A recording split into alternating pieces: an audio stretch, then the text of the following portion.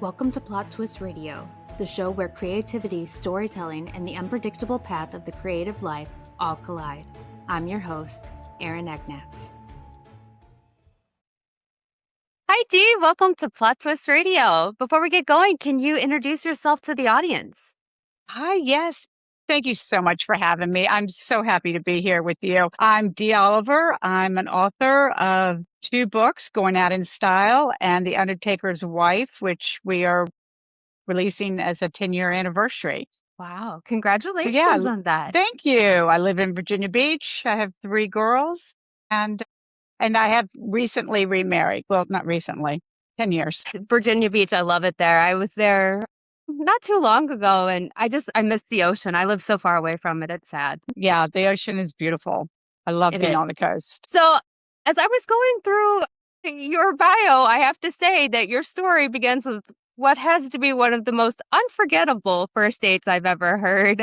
Can you tell us a little bit about that? Yes, Johnny and I were introduced. Well, actually, the first time he saw me was at my grandmother's funeral. He was a funeral director, and it's a family-owned funeral home. 3, 4. Well, now I think the 5th generation is there now, but at the time it was the 4th generation. And he spotted me and asked who I was, and then a cousin of mine fixed us up on a blind date, which didn't go well because I just thought he was too old. He was divorced. He was a funeral director, which was kind of creepy in a kind of way, and then they fixed us up again. And so I said yes this time. And the first date, he picks me up. He looks great. He's not in a black suit. He's in a blue blazer, khaki trousers, driving a sports car. And he tells me that he's on call, which is fine by me. Doesn't mean anything. And then his beeper goes off. But of course, this is the days without constant cell phone use, So he's got to stop at a 7-Eleven and use a payphone and says, we just got to swing by the office. He says, I've got a quick call I've got to take care of. Do you mind going along with me? And I said, no, that's fine, And he goes upstairs into the funeral home. I'm still sitting in the car. He changes his clothes into a suit and then moves me into this larger vehicle, which I'm not really paying much attention to. We drive somewhere in the city. He pulls up and there's 3 other men that are basically dressed exactly the way he is. And they all leave. They all go inside this house and I light up a cigarette back in the days when we were all smoking and wait. And all of a sudden, the whole car just lurches forward to the point where I just thought somebody had run into the back of us. And I look and all of a sudden I turn and there's this white sheet next to me. And I'm thinking, that's interesting. And I realize it's part of a cot and that there's a person under the sheet. And Johnny, who was, to me, of course, was extremely handsome, slides in, smiles, and says, okay, we're ready to go. And I just looked at him and I went, and who is this? What are we doing? And he goes, well, this is Mrs. So-and-so. And that's it. And I said, is she going to dinner with us? What do we, And he goes, no. He goes, and so that was our first date. We took her back and then he changed his clothes and we went out to dinner. Wow. I know, right? That's our first date. That is a unique one, I will say. So, yeah. So what was it like being married to a 4th generation funeral director? I think you kind of probably got a little bit of a hint of it with the first date. I did. It's an interesting occupation. One, they don't ever close. They're open 24 hours a day, 7 days a week, holidays, no exceptions, birthdays, doesn't make a difference. They're on call. They usually do a rotation type of call, but being that he was one of the owners at the time and then eventually became the president of the company, he's on call. All the calls are fielded. So our phone rings all the time. It's very difficult to get away, have a dinner with your friends or a dinner party where he's not, I got to go, and it's an interesting business. And I ended up going to work with him, one, because I was a young bride and I was tired of sitting at home by myself. And I figured, well, I'll just show up with lunch. And the other was we had a succession of his family deaths that just sort of made me kind of go into the office more often just so that there was another Oliver in the building. Gotcha. So after living in that world for years, did it change how you viewed death? I think it probably would me. It lets you know real quick how fleeting life is, because I think everybody kind of gets an image, except for TV changes things. But everybody thinks you're going to grow old and you're going to go to sleep in your bed and your arm's going to be like this, and that's kind of it. And you realize that even though we enter the world, we all enter the world exactly the same way. We all exit the world completely different. I mean, and and it's just interesting to see the way people pass away, all the different, I'm trying to say it as delicately as I possibly can, but, between the illnesses or car accidents or just random things that happen to people, and how many, most people don't realize. They only know the people that they know that pass away, but they don't realize that people are dying constantly as much as babies are being born. It's phenomenal. That was one of the things that shocked me the most, was the amount of deaths just in our area that were happening, and how quickly life just goes. Yeah, absolutely. You really, like you said, you don't really think about it unless it's, your family. A lot of times it's our first introduction is like our grandparents or great grandparents. We don't really Hmm. think about it. I used to work in hospice care, and that really Oh changed it gosh. for me. Like I Yes. realized, you're not always this old person, you don't know. So I definitely look at things differently. And so I'm sorry for your loss with Johnny.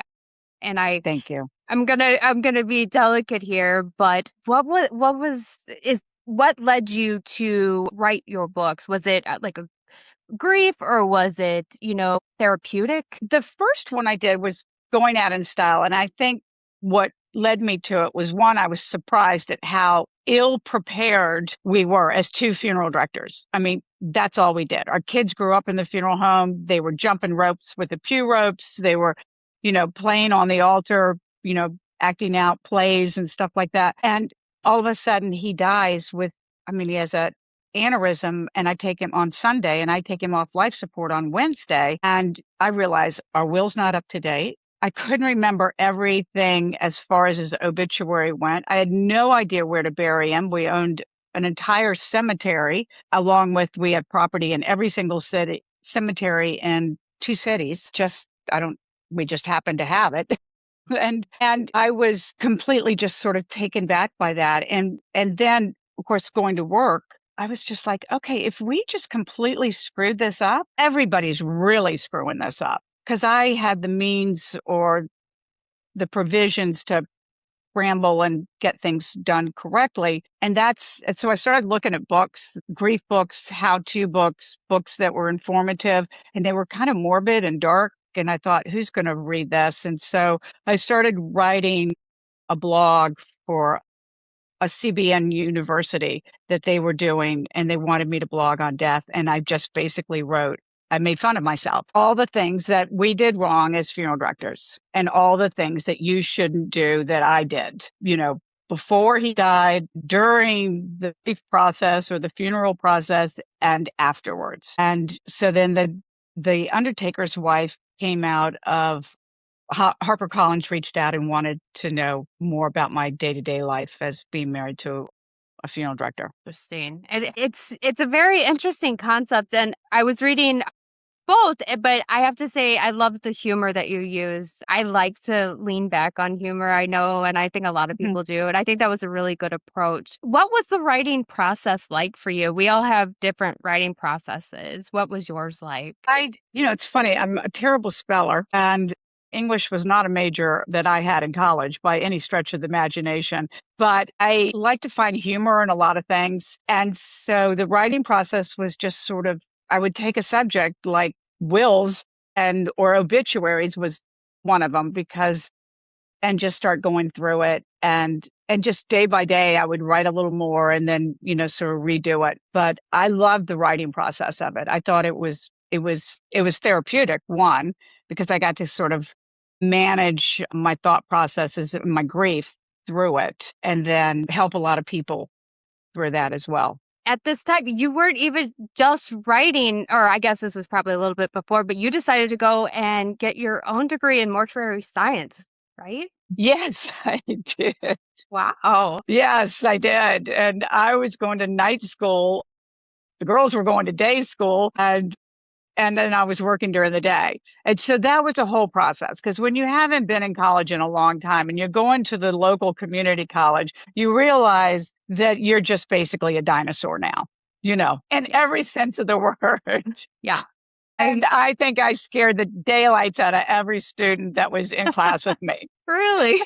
Yes, I thought they thought, oh my gosh, look how old she is. What is she doing? And it was interesting because we decided I knew a couple of the professors because they also are in the business. And so, I'm specifically in the subject matter, mortuary science and embalming. And I didn't want anybody to know who I was while I was in school, actually. Because, we're a fairly significant funeral home here in the area. And I didn't need the pressure in case I failed. I Right. didn't want anybody to go, oh, well, Mrs. Oliver flunked, Yeah. I could see that. I could get that. you Um, know. oh yeah. I mean, college itself is already stressful enough. You I don't need the know. pressure. Yeah. I No, could see that. no. Very cool.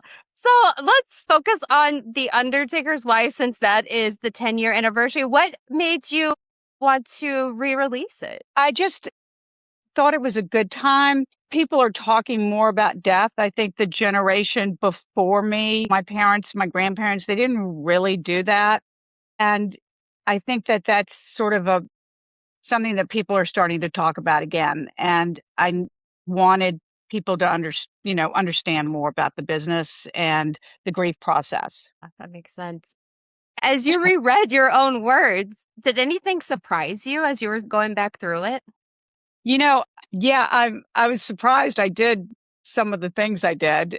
I was surprised that, even to this day that I read it and I know what happens and I still cry in certain spots of it, because it brings back those images, that time that's just, and those things become, as we all know, certain events in your life become core memories and you react to them again. But yeah, the school part kind of cracks me up about all the students and things like that. That always makes me laugh. But yeah, and I loved working with Paul Reddick in the other funeral home. That was probably the best 2 years. How you redo, you kind of lay in bed at night and you're like, okay, if I redid my whole life again, what would I take out and what would I put in? And those 2 years I would always include. They were probably two of the best years of my life, besides Oh, my kids and all that. sure. Yeah. Them, yeah. Besides all the regular stuff. Right. Is there a particular part in the book that readers will come up and talk to you about or reach out to you on social media? That's a good question. I have to Mostly it's how long did it take me to get over being a death, losing Johnny? Because when I lost Johnny, I lost my mother, like, right on the heels of that, and I don't remember, I don't think that's in the book, but within, like, 30 to 40 days right after that, I lost my mother, and my parents only lived, like, a half a mile from us. So I saw them all the time, and I'm an only child, so with that, those were two significant blows to myself and my children. And I think that's the question most people ask is, how was that? How was it going back into the funeral business after you lost somebody? Because that's what you have to go back and gather yourself together. You can't act like you just had a bad day too, kind of Right. thing. And yeah, the grief part. Interesting. How long does it take to get through it? I could see that being a common question. So, what advice would you give to someone who may be in your shoes who just experienced a significant, or in your case, two significant losses? What advice would you give them? Oh gosh, I think the best thing to do is people always want to help people who lose, your friends want to gather around you and stuff, and everybody wants to fix it. That's the thing. And you can't fix this. You have to experience it. And it's a slow process and it's a deliberate process, I think, that's set up for us to go through purposely. And when you try to rush this, you have to go back and redo it again. Because if you don't take your time going through it, the grief and setting aside to, cry and be by yourself, it makes it all the more harder. And the other thing is not to change anything. Like for the first year, you don't have to eliminate those person's clothes or get rid of the favorite chair. Or in Johnny's, he had left his suit jacket on the doorknob in the closet. And I left it there. I think it was there. I left it there probably a really long time, longer than a year. Obviously, it was there for probably 3 years, and I would just go by and kind of dust off the collar of the suit. But the girls love to go into the closet and touch the suit, or go into his drawer in his dresser and put his sunglasses on, or look at his money clip. Those kind of things bring comfort in those times, and so trying to clean it all up and put it all away as if that's going to make the hurt and the heartbreak go away, it just doesn't work. That's well said. And I think that a lot of people do. They rush to put things away Hmm. and just try and put it out of their mind. But those little moments can be very healing. And I'm sure they were for your girls for sure. Totally. Totally. Yeah. Yeah. So this is one question that I came up with when I was thinking about this conversation. What is the biggest myth people have about funeral directors? Because a lot of us think of like Wednesday Addams type people, I but know, right? yes.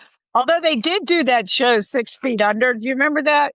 I Oh don't know if you ever saw it. yes. Remember, it was sort of like when kind of reality shows were starting to come out. And I think that was on the cusp of it. And I remember Johnny and I, we were sitting there, and this is kind of a sidebar, but we're watching the opening scene, and the father is lighting up a cigarette and his phone rings, and he's driving the hearse, and he goes through a red light, and the whole hearse gets T-boned, and I think he gets killed in the whole thing. And all my husband can say is, "Oh my gosh, I can't believe they actually wrecked the hearse. Do they have any idea how expensive those things are?" But it started off really well, but then it turned dark, and it made us, and then we were like, "Oh great, now we all look really weird," But I think the biggest myth is that they think that we are immune to death, like we don't have that emotional tie to it. And we actually do. I think all funeral directors are very, very in tune with that part of life, and how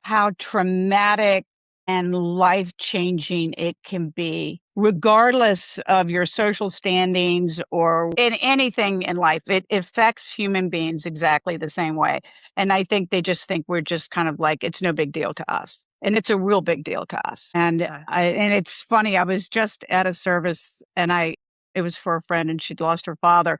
And my youngest daughter was there, and she's boo-hooing next to me, and I'm trying really hard not to cry. And we left, and somebody asked me a question, and I said, "That's why you typically don't see funeral directors standing in the sanctuary or the temple or wherever the ceremony is being held, because they get caught up in it. Because now they have been with the family, and they've spent time with them, and they've taken care of their loved one. And if they sit there and they listen, they end up getting caught up in the emotion, and they can't be as professional as they should be." I never really thought about that, Hmm. but yes, Hmm. I would think that would be I would not be good at that. I would not be good at it. I'm too emotional. I would be awful. So where can the listeners find you and your books? My books are on Amazon, and they can find them right there. Perfect. I will make sure that Yeah. they are linked in the show notes. Thank you so much for Thank sharing you. your story. Oh my gosh, thank you so much for having me. I really enjoyed it. Oh, it's been great having you.